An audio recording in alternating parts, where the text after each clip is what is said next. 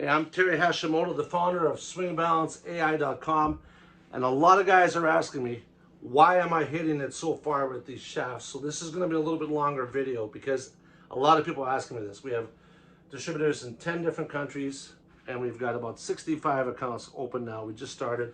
Took forever to develop the system. SwingBalanceAI.com. It's a new way to fit shafts using my patented algorithm. Before that, I spent 11 years teaching golf pros all over the world as the co-founder of BuyTrack. Now, pressure mapping is 11 years old, but it's still new in the world today for most people. What it does, it's not your weight shift, it's how the pressure, when you move your feet, how does the pressure move to your trail, to your lead side? One of the first things we learned early is that when the lead arm is parallel to the ground on the way back, for a good player, that pressure is moving towards the lead side. When they stop moving laterally, that's the beginning of when the rotational forces come into play.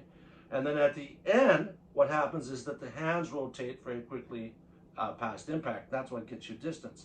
But that braking on the lead side is called the brake effect. All right, so that's very important.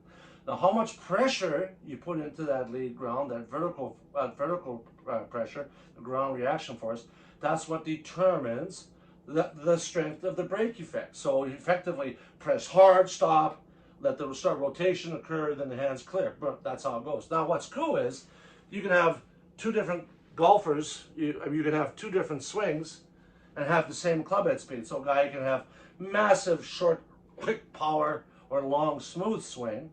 And it occurred to me, you know, there's even though the ball speed is the same, these two fellows or girls should not even be remotely be using the same shaft. Why? Because the shaft didn't unload properly at impact. All right, so I started formulating ways that we could fit shafts based on the 5 key traces in pressure mapping with the driver, which are linear, lateral, fishhook, heel to toe, and Z-trace.